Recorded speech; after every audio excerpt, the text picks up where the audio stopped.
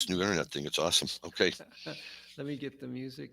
Cue the music in one.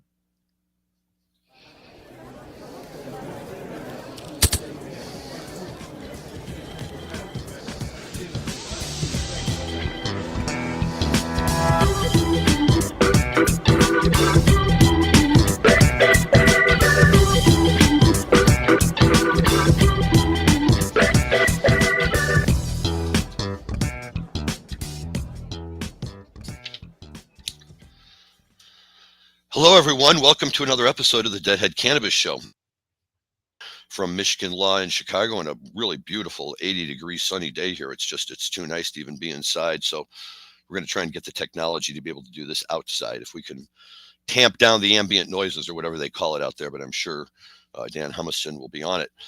Great show today, gang. The dates fall perfectly. We are going back to April 16th and 17th, 1983. Spring tour, Grateful Dead making their way through upstate New York, and then eventually swinging down to Brendan Byrne Arena in East Rutherford.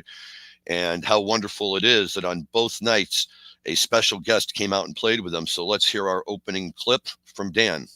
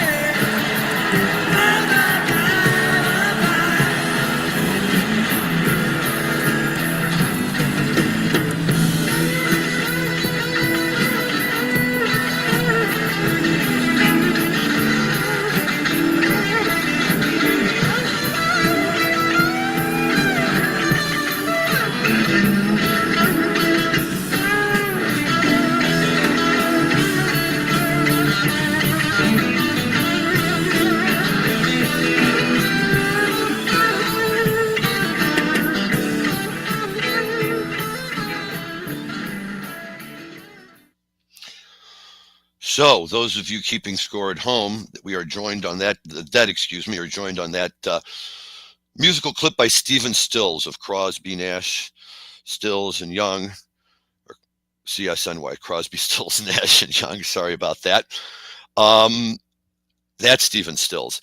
And he just happens to wander out on stage with them on April 16th, 1983.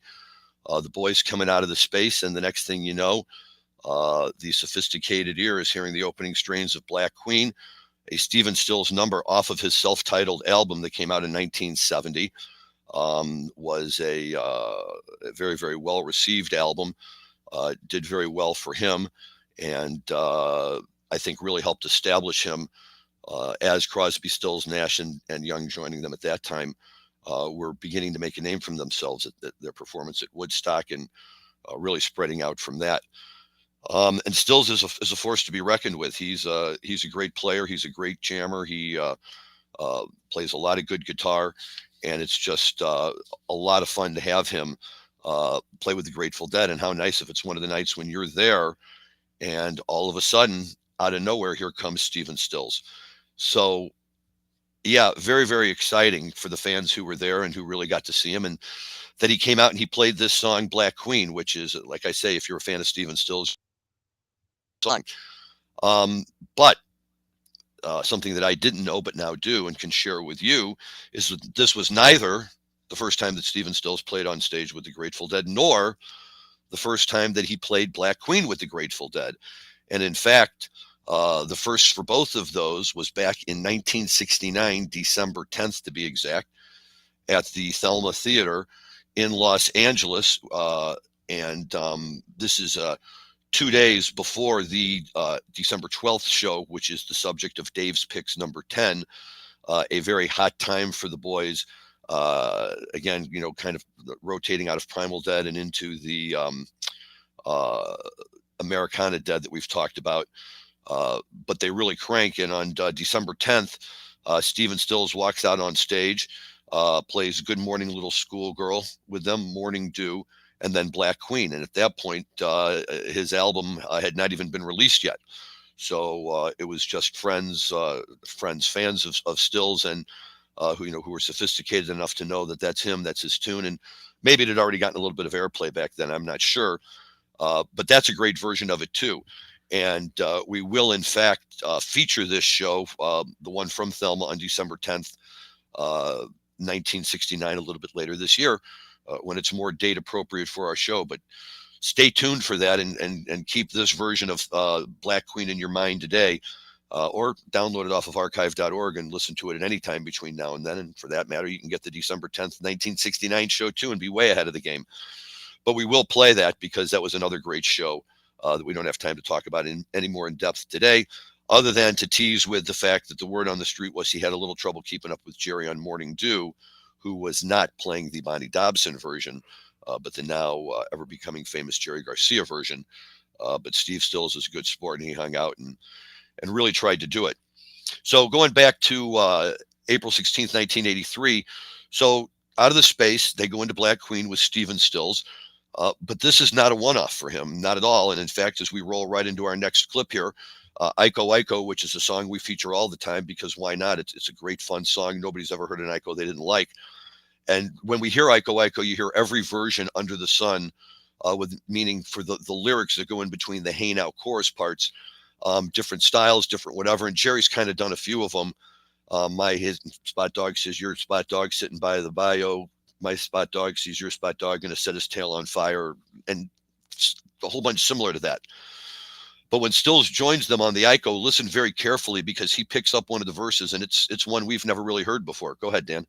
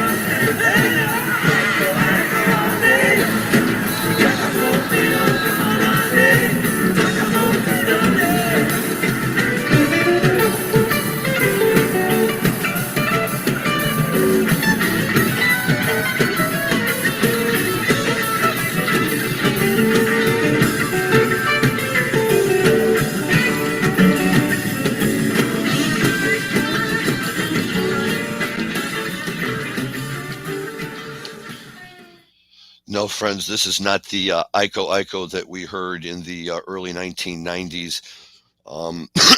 Excuse me, with a few exceptions in there where Jerry tend to really slow this song down. This is a hot rockin' version of it. I think everybody's jazzed to have Stephen Stills on stage.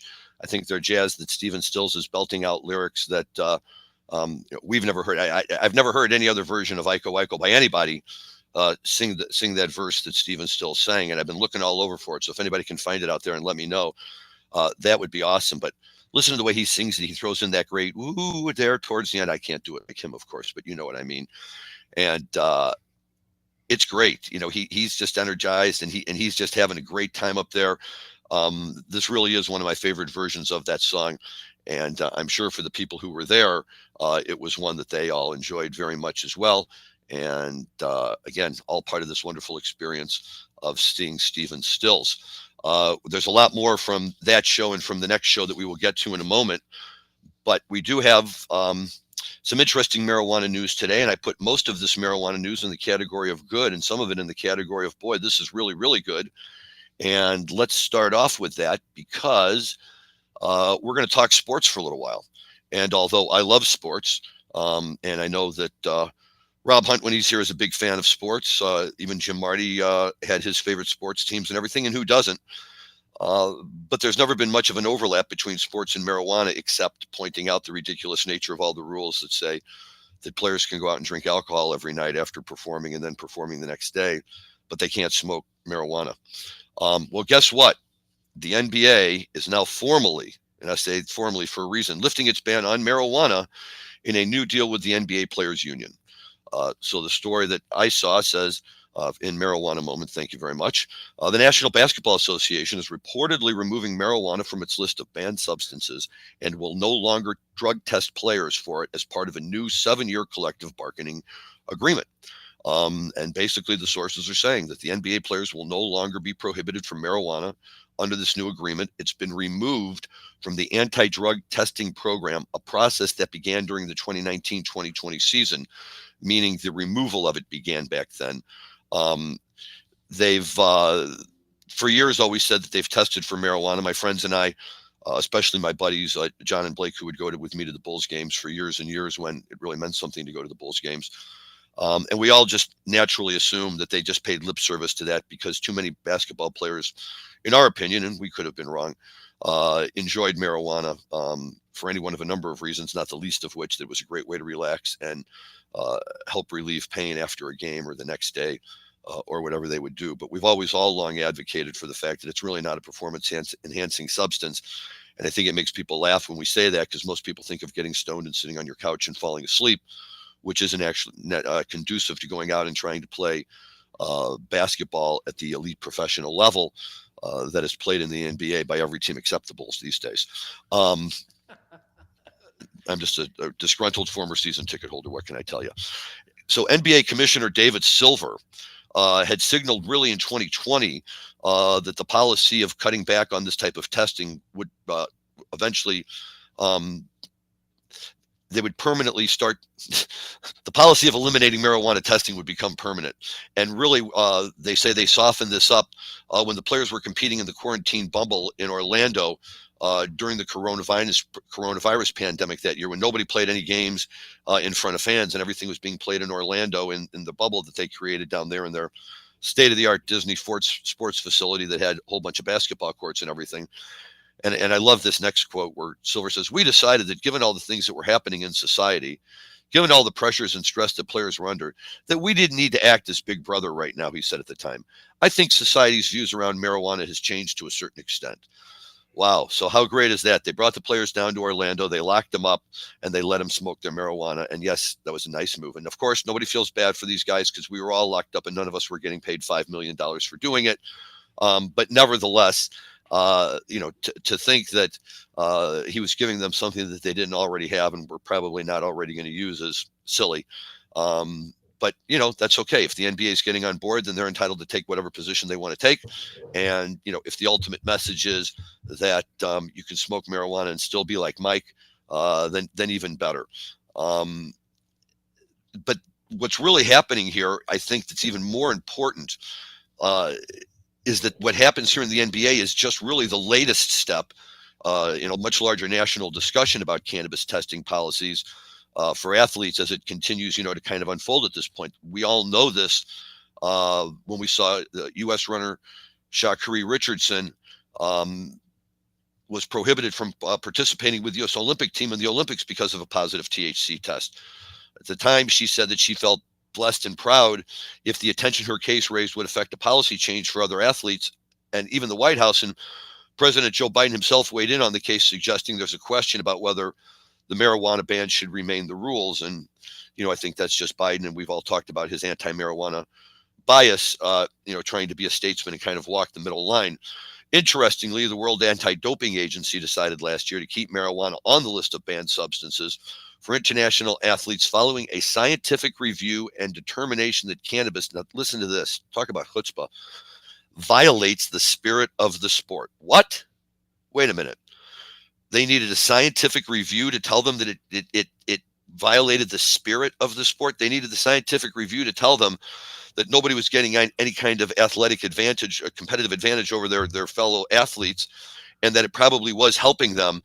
But the World Anti-Doping Agency, they were concerned about what it would mean for them. So in their interpretation of what the spirit of sports is, they stepped in and they blocked something which any reasonable test would show shouldn't be blocked any more than allowing athletes to drink alcohol before or after events, or we don't stop them from doing that. Why not? Okay, really, this is just the good part about all of this is that this is a good story and the NBA is doing the right thing. The bad part about this, and ultimately the good part about that, is it's shining a spotlight on all of these different organizations, that are really just in it for themselves and the money that they can generate by pretending that they're really in it for the purity and the good of the sport. In my opinion, of course, and I think that we've seen this in a lot of instances where money rules the day. And I'm not going to get into that because I don't want to make controversy out of sports. But let's just say that I'm sure there were a lot of people that John Ram, a PGA guy, won the Masters tournament instead of Brooks Koepka, who was an LIV guy. So, don't talk to us about violating the spirit of the sport. The spirit of the sport is just your own subjective determination of whatever that means. And in this case, you're all too happy to give you an excuse to be able to kick somebody out who you don't like, and now you can conveniently blame it on marijuana. That's ridiculous, and that should never be the case. Major League Baseball, who this article calls one of the most progressive professional sports when it comes to cannabis policy, okay, maybe, recently signed a CBD company to serve as the league's first ever cannabis sponsor, who will be promoted supposedly at the World Series this year. I can't wait to see those commercials. That'll be great. Also, last year, Major League Baseball started allowing its baseball teams to sell sponsorships to cannabis companies. And so that, in that respect, I guess they've stood out among professional sports leagues as more willing to respond to changing marijuana policy landscape. And in 2020, the league stated that players would not be punished for using cannabis while they aren't working, but they can't be personally sponsored by a marijuana or hold investments in the industry. Stupid, right? I mean, is that just stupid? This isn't gambling. We don't say that all these athletes can't go out and own their own vodka brands or alcohol brands or whatever they want. But when it comes to cannabis, you can't put your name on a cannabis brand. Okay. And the league says, that they want to look into it. But they're not the only ones. The UFC announced in 2021 that they would no longer be punishing their fighters for positive marijuana tests. Student athletes that are part of the NCAA may possibly no longer automatically lose their eligibility to play following a positive marijuana test by rules that are that have been recommended and are under consideration. The NFL's drug testing policy has already changed demonstrably in 2020 as part of their new collective bargaining agreement, such that NFL players no longer face the possibility of being suspended for games over positive tests for any drug, not just marijuana. Under that new agreement, the threshold for what constitutes a positive THC test was also increased under the deal, right? Meaning that if we're going to let them smoke, but ultimately draw some sort of a limit, the limit has to be reasonable. It can't just be any. It's got to be something more. So in reality, we'll see how that plays out. And then, of course, talking about sports and cannabis, we have Brittany Griner's story, which I think serves as a model for everyone here, right? And the simple answer is don't take marijuana to Russia. I'm not criticizing Brittany personally in that regard, but I think, for anyone to take marijuana in and out of Russia is just a dicey proposition. And anytime you're dealing with a country that has no real, what we in the West would look at and call, any kind of rule of law at all. And again, having the marijuana only creates a pretext for them to pull you over to create the international incident that they sought to create. So again, no slam on Brittany Griner. Couldn't be happier that she got out. Have no problem with the deal that they made to release her. And I hope she returns to the WNBA and becomes a dominating superstar there. But I think that it's a lesson that everyone out there should pay very close attention to and learn from it. And if people can learn from it, then there's always a positive spin that comes out of that. But going back to the happy sports news, we just talked about this other story about the NBA touting the Major League Baseball is partnering with CBD companies. Well, lo and behold, the Chicago Cubs, the team all of us St. Louis Cardinals love to hate, meaning that we do love the Cubs and all the Cubs fans out there, but we love beating them even more. And we all took a year off in 2016 after they won the World Series, but now they can no longer pretend that they're the lovable losers, and we'll see how they react like all the other baseball teams when they actually have to win. But I digress on the Cubs. Meanwhile, they have cut a deal with the CBD sparkling beverage brand Mind, MYND, drinks, that the company's products will be marketed in signage at Wrigley Field and promoted through several in-game features. So I can't wait to see that, right? Dunkin' Donuts, they have the Dunkin' donut race, and we always would sit there at the Bulls games between the third and fourth quarter and watch the donuts go around. It would be a donut, a cup of coffee, and a bagel, and whichever one won, if you were holding the right ticket, you could get one of those free the next day. And they had Phil George F., the voice of Chicago racing, doing it for years, and we really loved it. But if they're going to have a similar deal with CBD, I can't imagine when they have a joint, a bong, and a rig, right? And they can all go truck around the track and see who the winner is. But Mind Drinks is a Chicago-based company that promotes overall wellness, which I'm sure is why they're striking a deal with the Cubs. And here's their ad that using their product helps ease the stressors of everyday life, just like a Friday 120 game at Wrigley Field.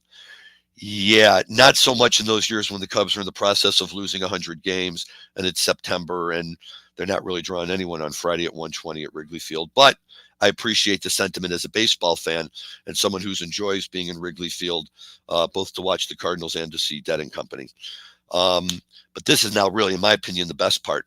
As part of the partnership, the Cubs have announced they are releasing guided meditation on YouTube, narrated by Cubs radio play-by-play announcer Pat Hughes. Now, let me say this: I love Pat Hughes. I think he's a great voice. He's a great homer for the Cubs. Not nearly as shrill and stark as other Cubs announcers have been in the past, but just a solid baseball guy. But I'm sitting here in my mind trying to imagine him, what it sounds like when he's giving the voice over for a meditation that they're all trying to do. And that's just well, that's one of those things I don't know if I'll ever be able to really get my head around them. But then this article goes back and again talks about all of the other positive things that were going on with marijuana right now, which is really so important, I think. And my first thought when I saw that the NFL players will no longer face the possibility of being suspended from games over positive drug tests, right? Who isn't thinking too late for Ricky Williams, right? I mean, here was a guy who was one of the best running backs of his time and very famously and publicly chose marijuana over staying in the NFL and complying with the NFL rule, and, in part explaining how important marijuana was to his overall health and his mental health. And a lot of serious football fans really derided him for that. And a lot of us marijuana people, applauded him for it. And while at the same time recognizing the unfairness of not allowing this guy to play simply for using something that is legal or should be legal and was being used by so many other people with no known detrimental effects or anything like that. But now really too late for him in his career. The NFL is finally wising up. And my suspicion is that they privately were wising up for a while too, because I find it hard to believe that there's not a certain number of football players who don't automatically smoke marijuana after games, again, both to relax, to calm themselves down, and to try to find ways to treat the pain they have from nagging injuries or new injuries or whatever kind of injuries they have that don't require them to consume doses of opioids that probably leave them feeling less than 100% once the euphoria of the high that they provide wears down. And just as an aside, last night my wife and I hit the final episode finally of Dope Sick, which is the story of OxyContin and the Sackler family. And even though it does focus on the Sackler family and OxyContin, I think it makes a great story overall for the dangers and the risks of opioids, and why trying to keep players off of opioids should be prioritized over worrying about whether they're smoking marijuana. And instead of having a needle in the locker room to shoot them up with, how about making sure they have access to medical marijuana after games so they can better relax and they can better allow their bodies to heal and not have as much pain in their system? So, look, hats off to the NFL if it's going to really move in this direction, if it's going to really let players do this. I think it'll be all for the best. And otherwise, within a year or two, I imagine we'll have data that will tell us. And I'm going to be optimistic and assume that's going to be positive data that we're going to want to see. Even Snoop Dogg, the marijuana icon, is involved in this discussion, arguing that sports leagues need to stop testing players for marijuana and allow them to use as an alternative to prescription opioids, which is what I just said, or maybe he said it first. So when I said it, we could say that's what Snoop just said. I'm not going to deem myself more relevant or important than him when it comes to that kind of stuff. But, that's the kind of thinking that we're talking about here. And Snoop and Martha Stewart, lovely couple that they are, he's certainly adopted a much larger place, I think, in the ongoing discussion in this country about all things and certainly about marijuana. And it's positive to hear him speak up. He's a big sports fan. I know he's a big USC fan. I think that's great when these guys, who are have invested themselves both personally and professionally in maintaining a marijuana ID, and either because you really live that life or because you want to portray that image. In Snoop's case, I don't think anyone, and certainly not I, are doubting his bona fides in that regard. Um, but Snoop brings his own perspective, and I love Snoop's perspective, and I like to think that a lot of that perspective has been shaped or framed by marijuana, or maybe those are the thinkings of the types of people that are more comfortable with marijuana. I don't want to overthink it either, but either way, Snoop and marijuana, it's a good thing. His thoughts are a good thing, and I'm glad that he's involved in this discussion as a guy who everybody knows, and hopefully more and more people respect and are willing to listen to what he has to say. Um, we're going to pop back to our music here for a minute and set the rest of the marijuana stories off to the side. And I think that I couldn't play these shows and entirely 100% focus on the Stephen Stills aspects of the shows, even though we could easily do that and more than fill the time that we have to do this today. But dab smack in the middle of the second set, um, Bobby on at this show, he so they play Come Out of Space, they play Black Queen, they play Ico, and then from Ico they transition into the other one. And while they're transitioning into the other one, Bobby kind of takes over for a second right at the very beginning. Dan, go ahead. Long as we got to be, long as we are, I just want to be one of them little stars. Hey.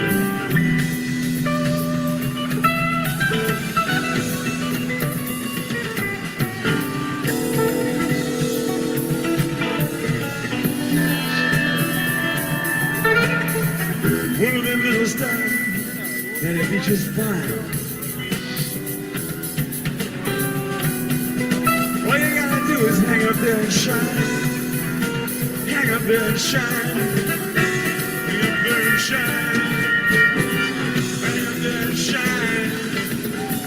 Hang up there and shine. Hang up there and shine.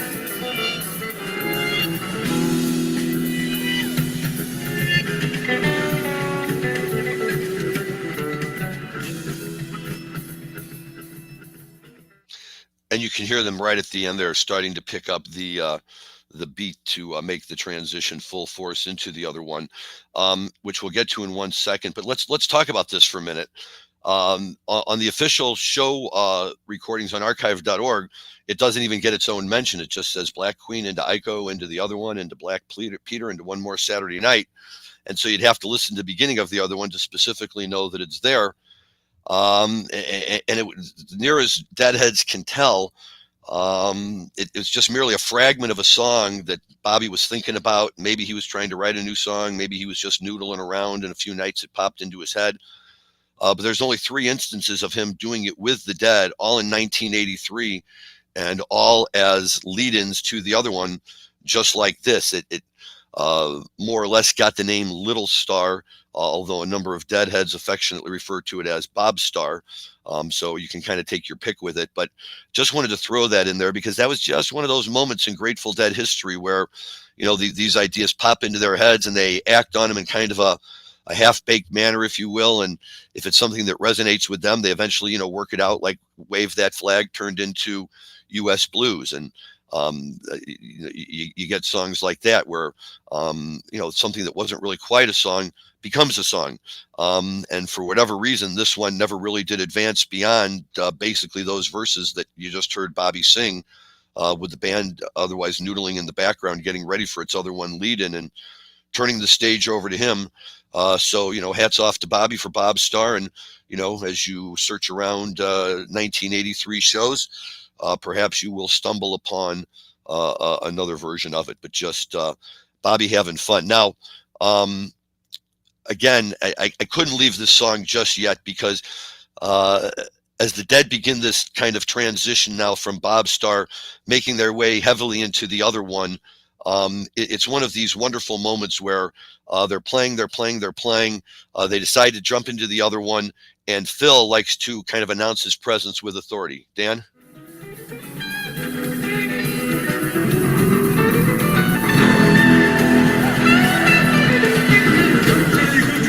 She lays under the stroke. No, not a full clip. I just had to play that Phil bass bomb for the ages. There, as they're jamming. They're setting up the song. Phil would do that a lot back in the early days, and do it a little bit more, in the modern times. But it doesn't always come out as sound like that. That's just the bellowing bass, and when you're in the audience, you can literally feel the shockwave come through the air, as it makes its way out into the crowd. And Phil, don't forget, we talked about last week. I mean, this was a guy who joined the band and had never played bass before, but he was such a talented musician. He picked it up in no time. And not only did he pick it up, he mastered it. He innovated the 6-string bass and all sorts of things. And, when he wants to let people know he's there by God, he does it. And those are special moments. So, quite frankly, I was ready to move on. But Dan, our engineer, now a Deadhead, not necessarily by choice, but certainly by necessity, working with us for so long, he would not let me drop the song with one of the better until you heard it. So thanks to Dan for that. Love the fact that he's getting into the music with us, and that's really good stuff. We have a lot of fun with that. Now, jumping back to marijuana for a minute, what we've got here is a Dan, I got to stop for 1 second. I'm hearing some talking in the background. Are you hearing that? Yeah, I just fixed it. Should be done. It should be off now. Okay, I'm just going to go back I'll start that part over.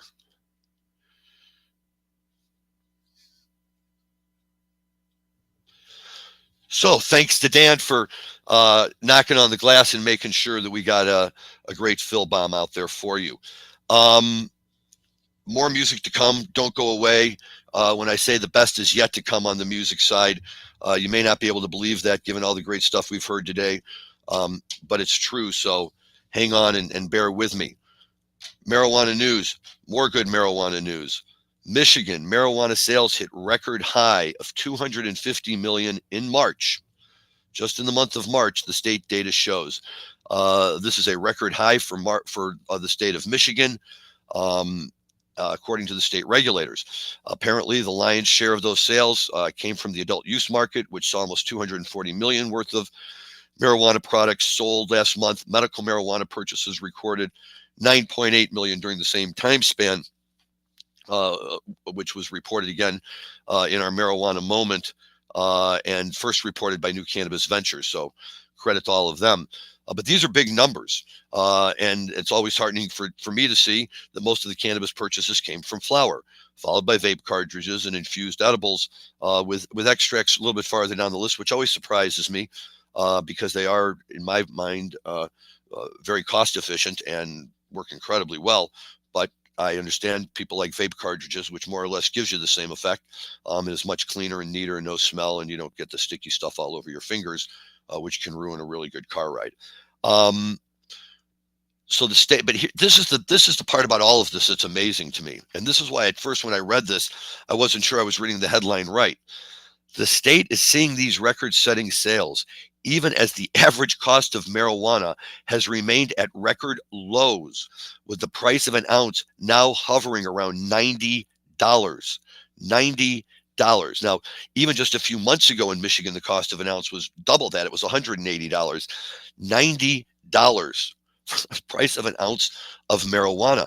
In Illinois, people are paying $80 for an eighth of marijuana.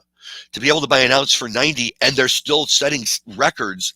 Now, cynical people will argue that's because a lot of people are driving over from Illinois and other states and stocking up on cheap marijuana and bringing it back to Illinois and turning around and selling it for a profit on what we call the gray market. Started with a legal source and then gets diverted to a potential illegal source. But either way, whatever the point, my takeaway from this is that a state like Illinois should take notice of this. And why not go for hitting record sales? And I think it's pretty obvious here. If the prices are lowered and consumers are given a choice of quality products at reasonable prices, they will turn out in much larger numbers. Although I didn't pull the article today, I saw Missouri just had its second record-breaking month, and Illinois is at least almost double the population of Missouri, with more, urban residential square footage and area where marijuana sales would be very popular and where they should be very popular. But when we can't control our prices in this state, and Missouri is doing a darn good job in theirs, guess what, folks? All of a sudden, all that money from Missouri residents flooding into Illinois is now going exactly the opposite direction. And people from Illinois are now driving over to Missouri and paying a lot less than they have to pay in their own home state, which makes a lot of sense. Why wouldn't you? And, look what's happening in Michigan. So, this is a good thing. And it's great to see that they're passing this. The next thing they want to focus on in Michigan, and good luck with them on that, is they also want to try and work on passing safe cannabis banking reform. The Attorney General of Michigan cited the number of break-ins at marijuana dispensaries in the state over the last year or so when they've been measuring. Really underscores the need to be able to allow dispensaries to deposit their cash into banks just like every other business, for all sorts of reasons, not the least of which is to take away that incentive for potential robbers or burglars who want to break into a dispensary because, hey, what does it have in there? Marijuana and cash. That's like, every burglar's dream, right? What else do they need if they can get marijuana in cash? So banking reform, we've talked about it. We are hoping that it will bounce back strong, and we will continue to follow it. But more good news, Michigan regulators announced that they were also issuing another round of grants to support research into the therapeutic benefits of marijuana for military veterans, using tax dollars the state generated from adult use cannabis sales. So that's two good things, right? That's a great use of these dollars, and it's a great source of these dollars. And if the state's going to tax on top of what's already being charged, or try to tax at a higher rate, at least do something good with the money. And if you can do something that ties back into the cannabis world, and that you're using it for positive purposes like that, and who better than military veterans to be on the receiving end of those benefits?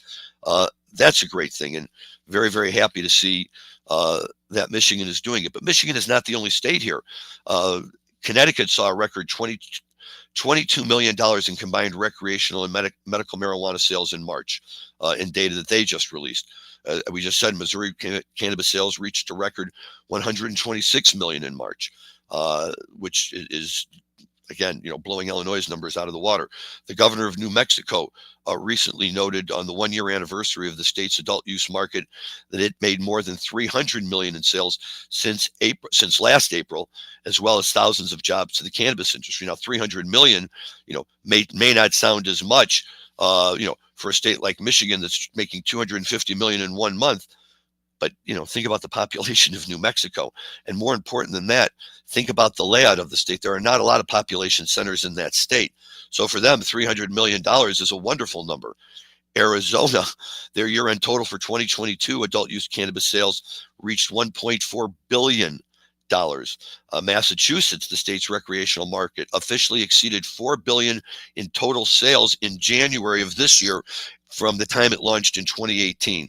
So in 5 years, $4 billion in sales. And Wisconsin wants to get on board because, just like what used to happen with Illinois and Missouri, they see that Wisconsin residents who don't have a regulated marijuana market in their state are going across the border to Illinois and spending more than $121 million on marijuana here. So don't be surprised if Wisconsin pulls its head out of its backside on most of its politics these days and doesn't try to institute something like this.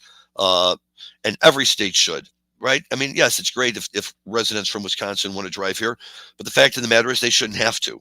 And there's no reason for every state not to have some source of adult use and medical marijuana available for the people in those states that want to have them. And, if this is the kind of thing that it takes to make it happen, well, then good. Competition is a good thing in that regard.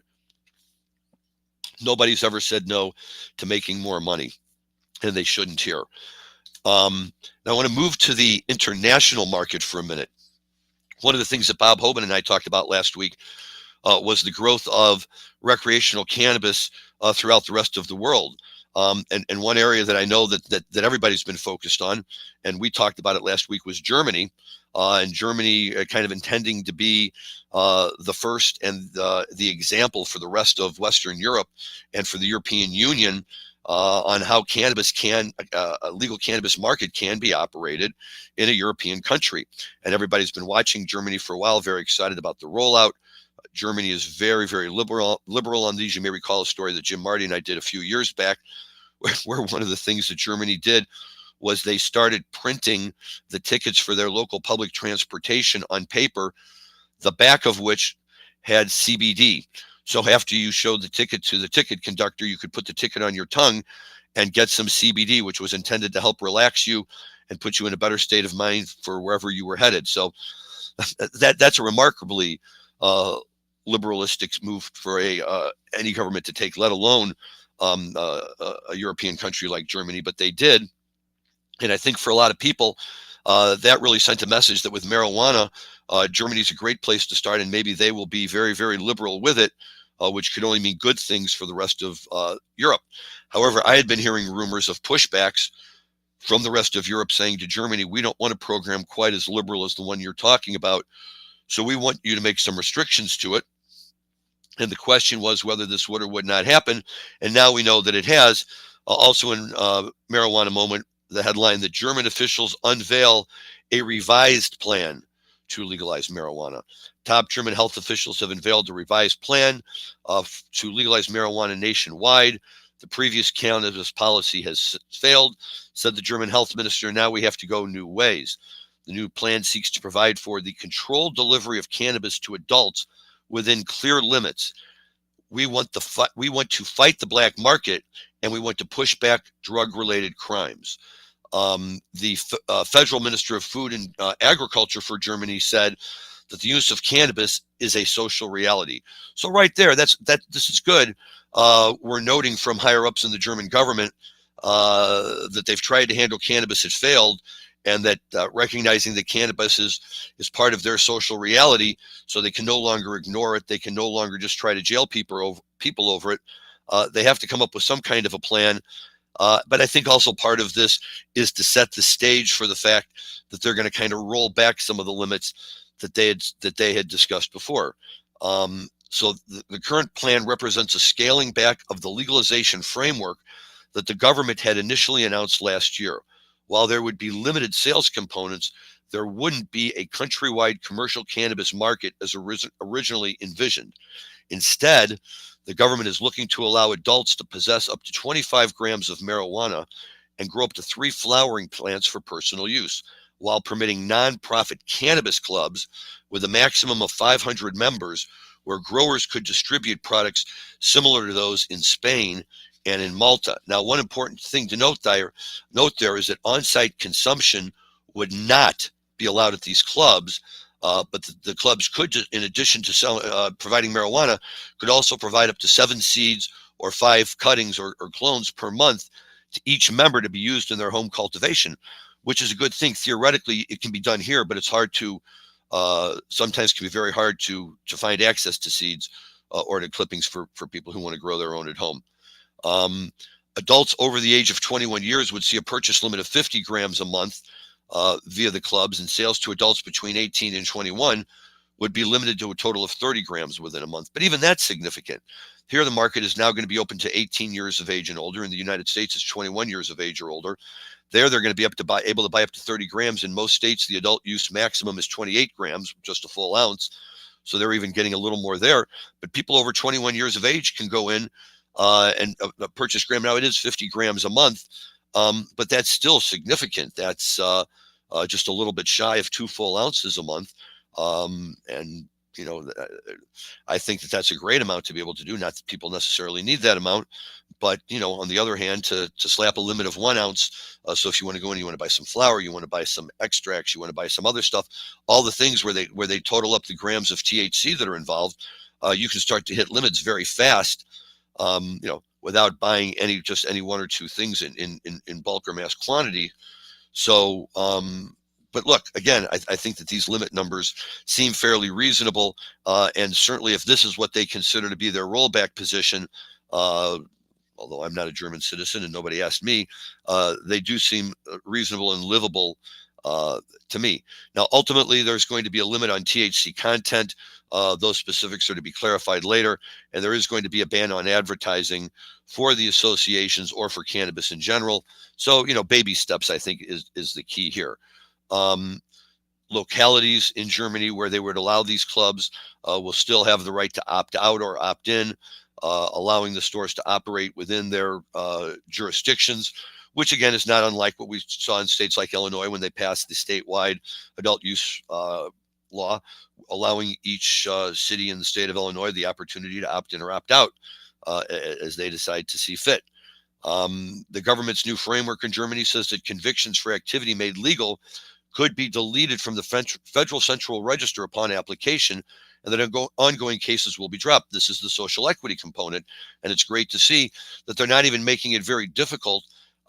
And it also be made to see here that they're not putting the onus on the individual users to step in like they're doing in the United States, and people who either don't know about it or who don't move fast enough or who can't get anyone to assist them and can't avail themselves of these benefits.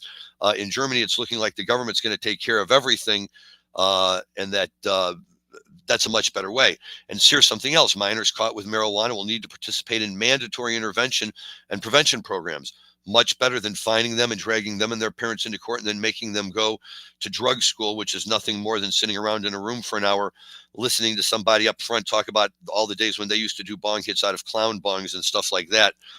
So, it's just really a way for the municipalities to charge and make money. But if you're going to really do something like this and say that if we catch minors, that they're going to have to be in mandatory intervention and prevention programs, and if they're legitimate programs, good. That's a great thing. And that's something that should be. In Germany, there'll still be a ban on import and export of recreational cannabis, although the government said it's continuing its efforts, particularly through the missions abroad, to promote its approaches to its European partners, and is also examining how European Union states can press to make relevant international laws more flexible and developed. So we're going to keep an eye on Germany as well. And all in all, it doesn't sound like the rollbacks are quite as bad as everyone might have imagined. And if that's the way they need to do it to get it started over there, that's a good thing. And if it catches on there, it can move to a few other European countries. And then, we can really get to a point where people can begin to travel anywhere in the world. No need for you to worry or, stress out about trying to sneak your own marijuana with you. If you know you're going to a place where upon arrival, you can go find stores that will sell you exactly what you want and save you the hassle and the risk of trying to travel with it. So let's see if that doesn't work for more countries. And thanks to Germany for being the test case in Europe right now. Amsterdam doesn't really count because their law is really just designed to allow these clubs to exist, but it doesn't really allow for the use of marijuana outside of the clubs. So Germany is really taking it past that point. I'd be curious to see if Germany becomes a new destination site for every 18 to 21-year-old student who travels from the United States to Europe during their college career for one reason or another, and all make their way to Amsterdam and all wind up there much longer than they thought they would. But there's a good reason too. It's a lot of fun. So, you got to do what you got to do. Back to the Grateful Dead, back to Stephen Stills. So the music that we heard up to this point has all been from the first night, April 16th. So, it's typically the case, you can imagine, right? You've got a night, I'm sure Brendan Byrne was sold out. It was always sold out, but there's sold out and then there's sold out, right? Sold out means the tickets are gone. Sold out means that the tickets are gone and there's another 10,000 people still trying to get in. So what happens the first night, Stephen Stills plays, so everybody automatically assumes he's going to be there the second night. Big push for tickets the next night, and the boys absolutely deliver. I would highly recommend listening to both of these shows in full, and if time permitted, I could go through both of the shows and highlight all the non-Stephen Stills stuff and just how great all of it is, and they're just playing at a wonderful place right now at a great level. Brent is fully integrated into the band. Jerry's got energy and he's jamming. Bobby is playing well. The drummers are sharp. Phil's doing his thing with his bass bombs, and It's a great time. And on this night with Steven Stills on stage, and knowing that they were playing songs off of his album the night before, Deadheads could keep their fingers crossed, and they were ultimately rewarded. Dan?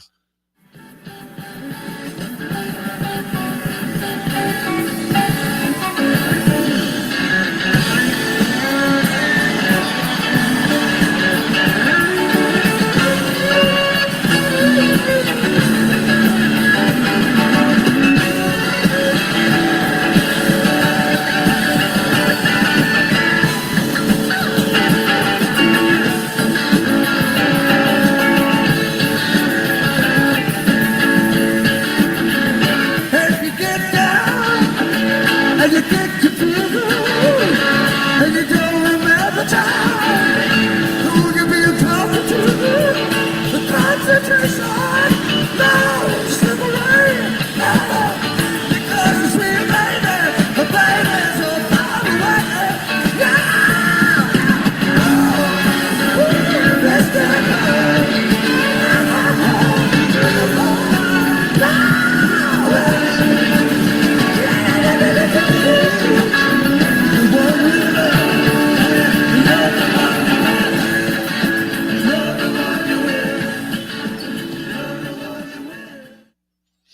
Great song. Great to hear the Grateful Dead play it. You can tell from the singing, they were all having a really fun time up there. Rumor has it that they'd all been sharing a big bottle of tequila before the show. But, who knows? Either way, Stills, his voice, really, getting out there again, and just doing it in a way that suggests this isn't a really polished type of performance like he does with Crosby, Stills, Nash, and Young when he's around. And I love these guys, by the way. I think that their harmonies are amazing and their songs are spectacular and help define the era in which they were all written. But this is just another style of playing. And this song also was from Stephen Stills' album that came out in 1970. In fact, it's the very first song on the album. And what's amazing about this album is just checking out some of the performers. On the musical side, Hendrix played on there, Eric Clapton, Booker T. Jones, and Ringo Starr among some of the musicians who sat in. And he got backing vocals on this album from Rita Coolidge, who apparently Stills was romantically involved with back in 1970. Also, singing partners David Crosby and Graham Nash joined him, Priscilla Jones, John Sebastian, Cass Elliot, Mama Cass of the Mamas and the Papas, and others. The album peaked at number 3 on the Billboard Top Pop Album Chart the week of January 2nd, 1971. It was on the charts for 39 weeks. This was Stills' biggest solo hit single. It peaked at number 14 on the Billboard Hot 100 on December 19th, 1970, one day after my brother was born. I wonder if there's a connection to that. Either way, great song, and how wonderful for Stills and the Dead to pull that out and make everyone who came that second night holding their breath and hoping that magic would strike twice. And on this night it did, and they were treated to that. But that wasn't Stills' only performance with the boys that night either. And they break into a really hot Not Fade Away, and Stephen Stills is right there with them. So let's listen to this one too, Dan.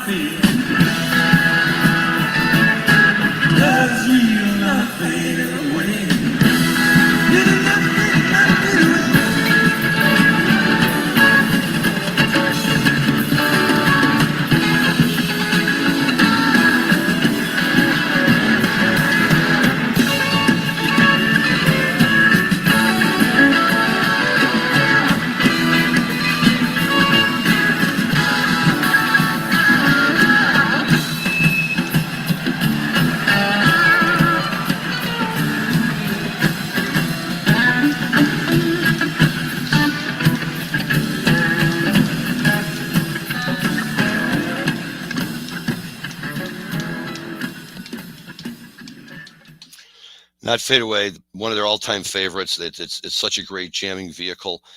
Some people might think it was overplayed a little bit, but any song that they were playing way back in the beginning and still playing all the way to the end, they can play it any damn way they want. And it is a great tune for a guy like Stills to be able to come out and just pick up a guitar and jam with them. And he had a great time.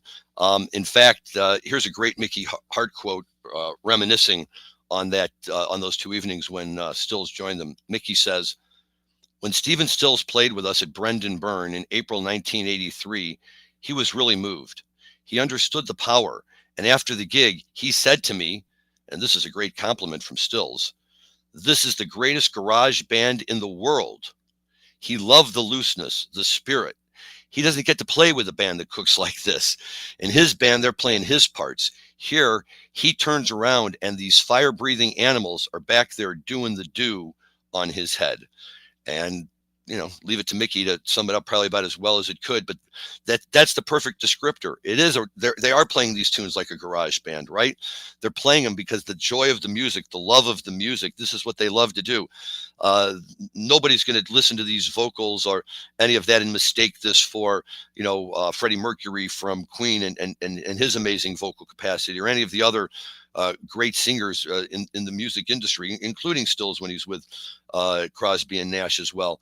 But none of them play with this kind of unbridled energy. That's not true. I mean, obviously, other jam bands, Fish does this, and Goose does this, and a lot of other bands are doing this now, and even other bands from the day. But just in a consistent manner that's just fun. And by this point, the Dead had been in it for about 17 or 18 years. Stills and their paths had crossed many times. We talked about how Garcia played some pedal steel for them, and in exchange, they taught the Dead how to harmonize for Working Man's and American Beauty. So they were all very familiar with one another. And the fact that they would take time to go and play with each other's bands and do fun stuff like this is, to me, just the beauty of that whole scene, where all of these guys from that time period all knew each other so well and loved each other and loved playing with one another. And lucky people in New Jersey 2 nights in a row got to see what it looks like when Stephen Stills joins the Grateful Dead for some garage band music, and it was right on. I mentioned Goose in there, and so I will throw out that this coming Saturday night for me, also known as March 15th, I am going to be seeing Goose at the Salt Shed here in Chicago. Very, very excited about that. I've only seen Goose live once, and that was at Sacred Rose this past summer. And while I thought it was a great musical performance, it was way too short for my liking. So this will be my first full Goose show. Very excited, going with my wife, going with my good friends John and Marnie. Really looking forward to getting out there and enjoying this vibe. Although I've reconciled myself to the fact that I will now again, as often happens with Fish, probably show up and be one of the older people in the crowd instead of being able to blend in like I do at Dead-related events. Is still fairly middle of the pack. But this should be a lot of fun. Looking forward to going back to the Salt Shed, even though they pinched my marijuana the last time I went in. So thinking of all sorts of fun ways to play with them this time. But either way, we'll report next time. I'm sure we will have a good Goose show that will be helped out by whatever pleasant marijuana can be brought in or is around. And of course, for these types of shows, isn't that the whole point? And hopefully the folks at the Salt Shed have learned that lesson. Right. Larry Michigan is teaching the Salt Shed what to do, of course. But nevertheless, again, if you're going to book a band like Goose, be prepared for it, because these are the types of fans that you're bringing in. And if it is, then just be happy about it. So, in fact, Steven still said, love the ones you're with, guys. Come on, man. You're bringing these folks in. Just go ahead and enjoy them. They're enjoying you, and everybody can have a good time. Running out of time, and hard to believe that we've already been going at this for an hour. It's fun talking about sports and marijuana, fun talking about other good things that are going on in the industry. And for those of us out there that love it so much, we will be back again next week. And next week we have with us Stu Sallow, otherwise known as the Deadhead Cyclist, who wrote the Deadhead Cyclist book. What Stu does is he has 52 chapters. He picks a show, one for each week, a show that was played in the week on the calendar. And from that show, he picks a song. And from that song, he picks a line of lyrics. And then he spends the rest of the chapter kind of taking apart the lyrics and talking about them. And we'll have to wait and see what lyrics Stu has for us next week. But please join in and listen. He's a lot of fun. He's got great spirit and really good enthusiasm when it comes to the Grateful Dead. So we're very happy that we will have him here again. I'll give a report on my Goose show. We will, as always, have more wonderful Grateful Dead music for you to listen to. And we're going to send you out. We're going to go back to April 16th, the encore that night. And again, this is just part of the fun of having all these guys together on the stage, right? And sometimes they all know what they're doing, sometimes they don't, sometimes they've planned, but they're having such a good time they stick around.